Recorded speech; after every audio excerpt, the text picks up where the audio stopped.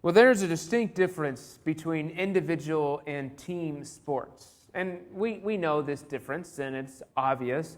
With team sports, it means that individuals must sacrifice for the good of the team. And sometimes that means individuals must not get the accolades or awards or recognition that they otherwise would receive. Probably one of the most prime examples of a team sport is football. That if one player does not fulfill their role on the football field, the entire team suffers, and the opposing team can take advantage of that. Whether you're talking about the lineman not blocking or the running back not going to the correct spot or the linebacker missing his assignment, whatever that may mean.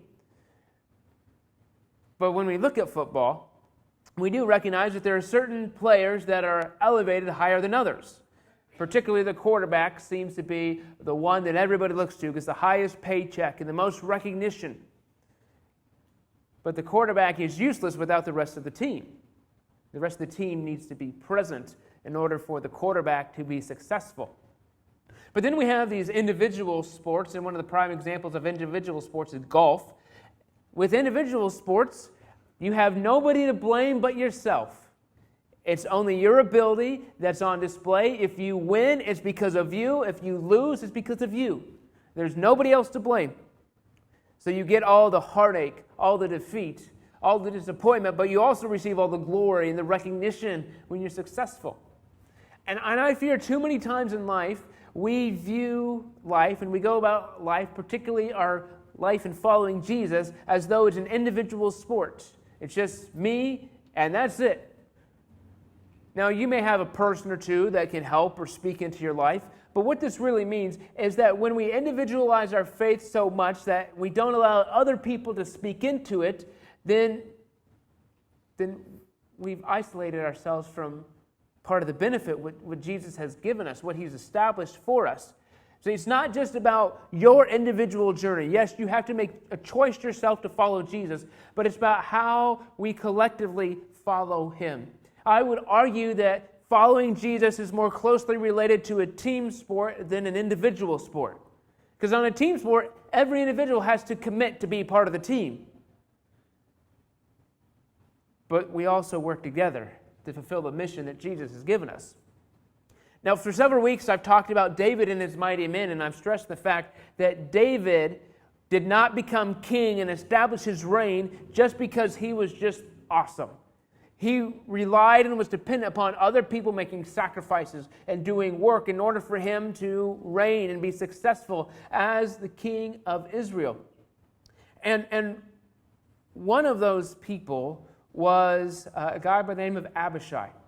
Now, Abishai had two brothers, Joab and Asahel, and they were sons of Zeruiah.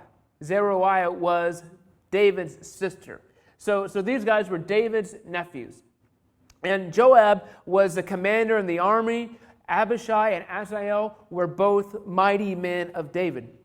And Abishai is one of those guys who rejects this lone wolf mentality that has crept into our society. Now, he had powerful things he did. He did wonderful things himself individually, but he did not do it in isolation. And we find several stories in the Old Testament where Abishai is mentioned and often a central figure in the story. And the first one we see is in 1 Samuel chapter 26. And in this story, we find that King Saul he's gone off the deep end. He has really fallen away from God, and so God has rejected him as king, and in turn, God anointed David as king. But Saul is still living, he's still on the throne, and he has been chasing David, trying to kill David. Well, David is with his men, hiding out, and Saul is with 3,000 of his warriors, and they camp out, and Saul goes into a cave, and he rests and gets some sleep. Well, David and his men know where Saul is, and so David asks for a volunteer to go with David to confront Saul in the cave, and Abishai speaks up. He volunteers to go. Now, there are 3,000 warriors there. This was a dangerous mission, a mission that really didn't have much tactical sense. But David asked for a volunteer, and so Abishai agreed, and so they go. And they go and they get to Saul in the cave, and he is asleep. And Abishai asks David, can I kill him?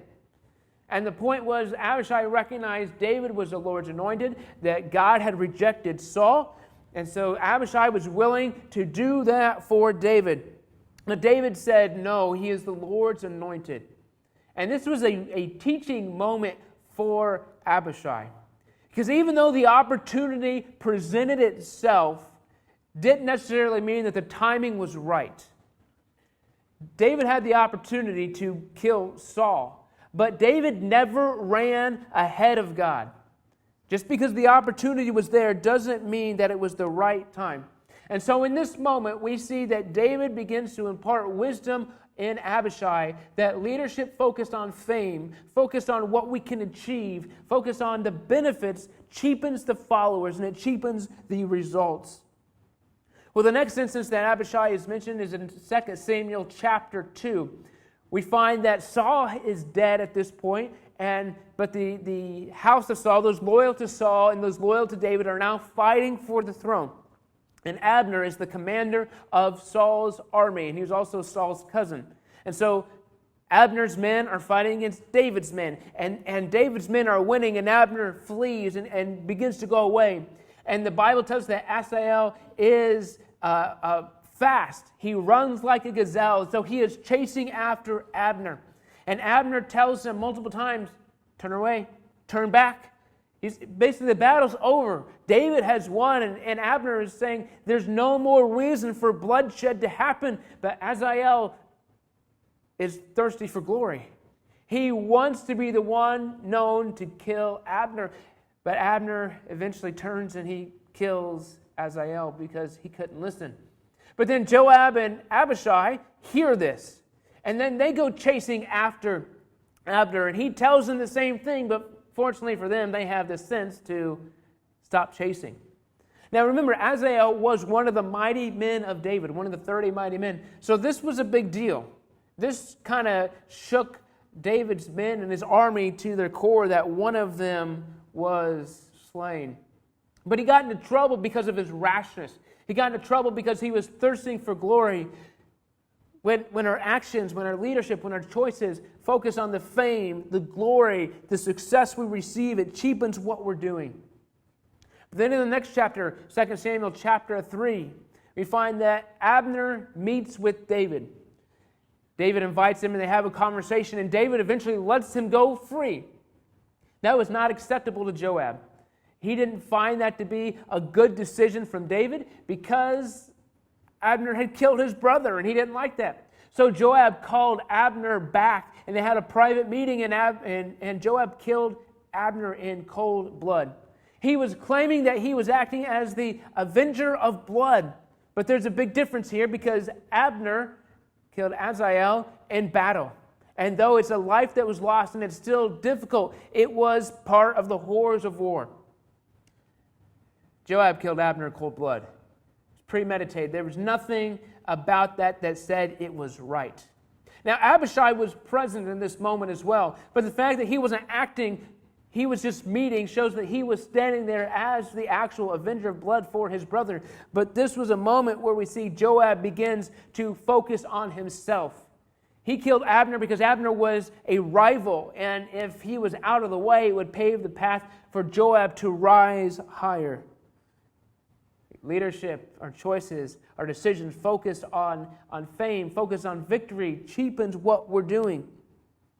But then in 2 Samuel chapter 16, we find that David and his men are marching along, and they come across this wall, and the guy by the name of Shimei begins to hurl insults at them from up above the wall. But then he begins to throw rocks at them. See, insults are one thing. You can move on from that, but the rocks became dangerous. So Abishai goes to David and says, let me go kill him and get rid of him.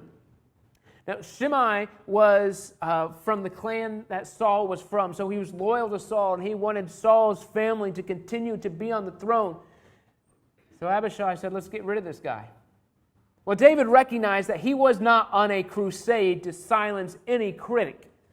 Too many times I think we can hear negative things coming at us and we say, well, how can we silence that? How can we get rid of that? And David's leadership was not about making everybody like him. It was about being faithful to the calling that God had given him. See, and in this moment, we find that Abishai really contrasts both of his brothers. Man, he had zeal. He had passion. He had enthusiasm to spare. But he also was willing to listen to his leaders. He was willing to listen to David. And so his leadership is elevated because he didn't focus on his victory. He didn't focus on his fame. He didn't focus on what he'd receive from it. He focused on how he could be faithful with what he was called to do. Well, then in 2 Samuel chapter 18, we find that Absalom is David's son, and he has started a coup to overthrow David, and Absalom wants to be the ruler himself. So David calls his three generals, his three commanders. We have Joab, Abishai, and a guy by the name of Ittai. And he says, hey, we got to go to battle against Absalom, but be kind to him. David tells them, don't kill him, if at all possible. And so they go to the battle, and David's men defeat Absalom's men, and there's victory. And during the battle, a soldier comes up to Joab and says, hey, Absalom is caught up in a tree and he can't get down. And Joab says, well, did you kill him? And the soldier said, no, David said not to. I'm not going to do that. And I get this image in my mind that Joab kind of just pushes the soldier aside, goes to find Absalom, and he kills him. Now, if Joab had forgotten what David had said originally in the heat of the battle, okay, but he was reminded at a sensible moment of what David had told him to do. Be kind to my son. But yet Joab wasn't concerned with doing what was right. He wasn't concerned with following what his leader wanted him to do. He took things into his own hands. He did anything that he wanted because if it would increase his standing, if he thought it would benefit himself. And he epitomizes that leadership focused on fame cheapens the followers. And then in 2 Samuel chapter 21, David is getting older, but he's still a warrior, so he still goes out to battle with his men, and they're fighting the Philistines. And he comes across this guy by the name of Ishbi-Benob, and it says he was a descendant of the giants. Now, there's no actual specific link, but there's some speculation that he was related to Goliath.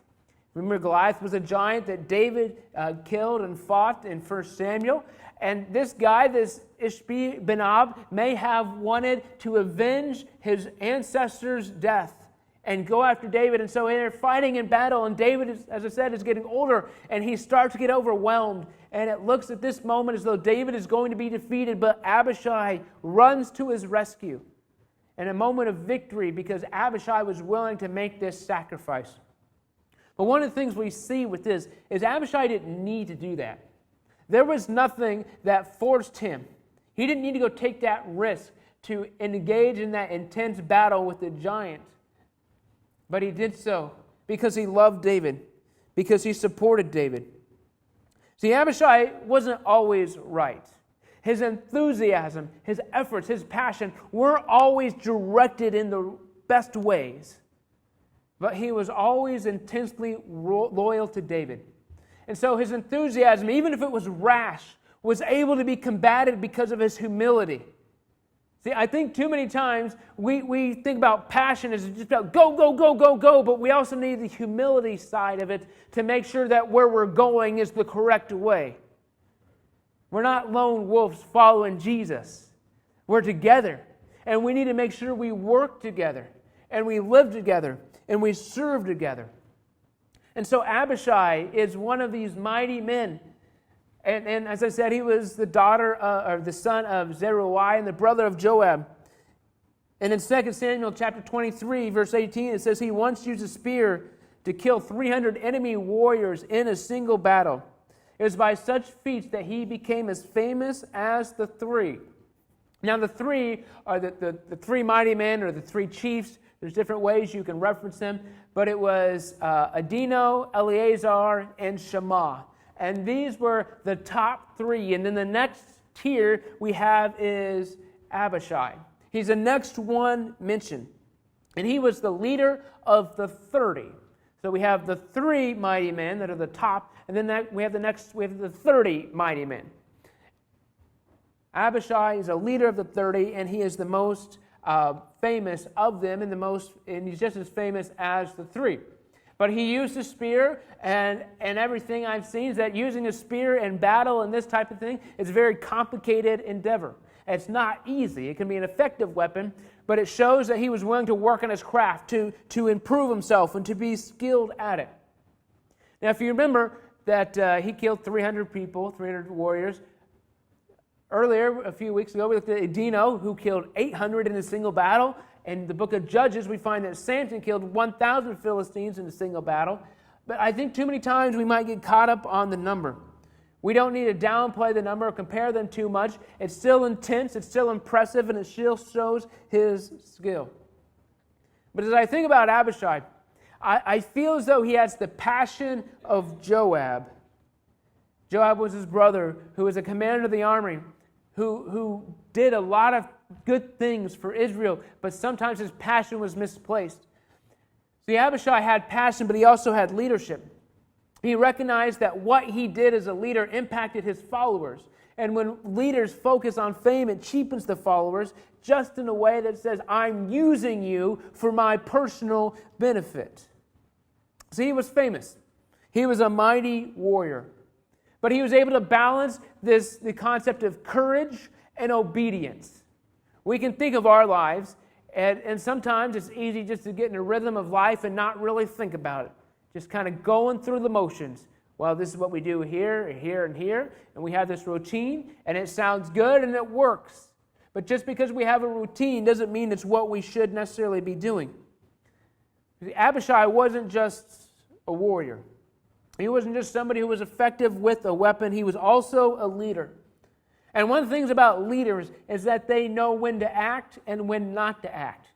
Now, I'm not saying leaders are always perfect. But we look at Abishai's life.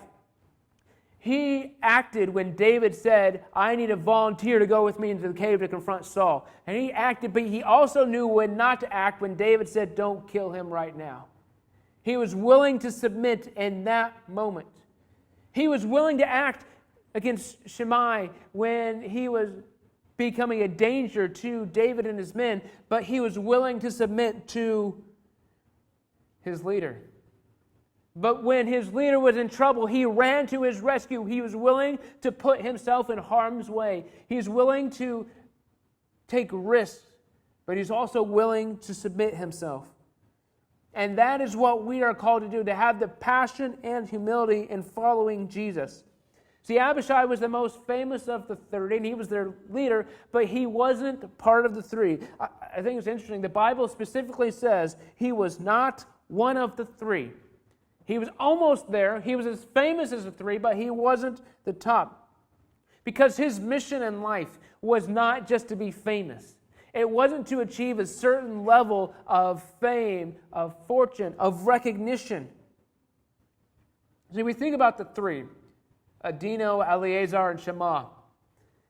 And they are pretty much exclusively known for their feats in battle, for the victories that they won.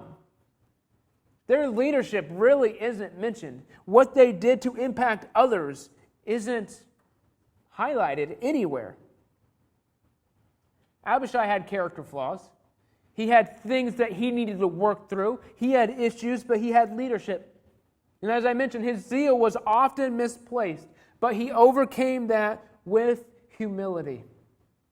And I think that's one of the great things about Jesus, is that as long as we're humble, he's going to be able to work through us. It's when we become arrogant, when we allow pride in our lives, when we just push Jesus to the side and say, this is how I want to do it, it's going to be my way, that's when Jesus has trouble working in our life. It's when we get in the way. So when we remain humble, that keeps us out of the way. So when we jump in there and say, Jesus, I'm ready, and he says, not yet, we say, okay. But we're there. We have the passion, we have the zeal, we are there ready to work in and through what Jesus wants us to do. but we need to hone our skills. We need to improve ourselves. We need to be ready when Jesus calls. As I mentioned, Abishai was a leader. And there are probably several characteristics that went into his leadership ability or even his leadership credibility. He became a leader partially because he was skilled. Right? You don't get a promotion just for showing up. You get a promotion for proving yourself, to showing you're valuable. He also probably was able to lead because of his longevity. He stayed there. He was committed, and he didn't waver in that. But I also think part of leadership is having this understanding between the ability to lead and the ability to follow. If all somebody is a leader, it's hard for them to be part of the team because they can get in the way of the rest of the team. Joab was just somebody who was a leader. He saw what he wanted and he went after it himself, but he didn't know how to follow. He didn't know how to care for others. He didn't know how to submit to others. See, rashness defined both Azael and Joab. That's what we remember them for their acts that probably could have been done better, that they could have used more wisdom in that. But that same rashness is something Abishai had, but he was not defined by that because of his humility. He resisted the temptation to be a lone wolf. See, his success was not defined by his exploits, was not defined because he was a better warrior than other people. Most of the stories about Abishai actually show him not acting alone. The three chiefs, it's just about their individual things that they did. And then they did one thing, the three of them together. Abishai worked with others. He rejected the lone wolf mentality. But this idea of individuality is really promoted in our society. We need to pull ourselves up by our own bootstraps. We need to ascend to the mountain to the top of the mountain ourselves, alone. See what? We've bought into this lie that if we go together, then I have to share the glory with you and I lose out. But if I do it myself, I don't have to share anything. And I don't need you.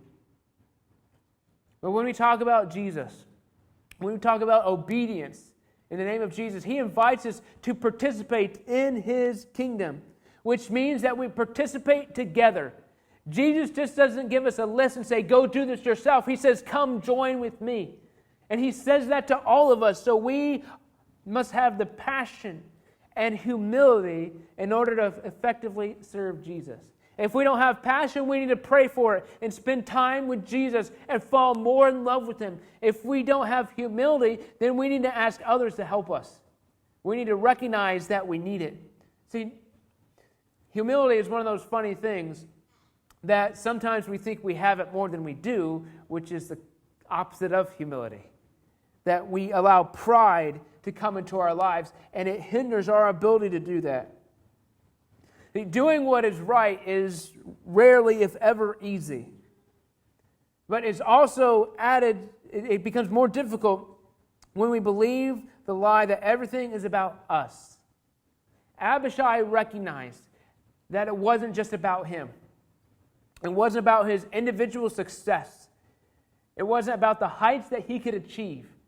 It was about being loyal and faithful to his leader. We all desire accolades. We all desire recognition. We do. That's part of who we are. We want to be acknowledged and recognized for our abilities. But Jesus calls us to put our desire aside, to join the team and participate in the kingdom of heaven. We need passion. We need zeal. But if they're not accompanied with humility, then we will be defined by our rashness. We'll be defined by things about our seeking success. So we need to ask Jesus to give us the passion, but we also need to ask Jesus to give us the humility to be able to use all that we are for him. That we are willing to run into the battle, but we're also willing to stop when he says stop. Leadership focused on fame, focused on our accolades, focused on our recognition, cheapens what we're doing. But Jesus doesn't want us to have a cheap life. He wants us to have a filled life, a life that's valuable, a life that's impactful. But only through Him and only through passion and humility can we achieve this.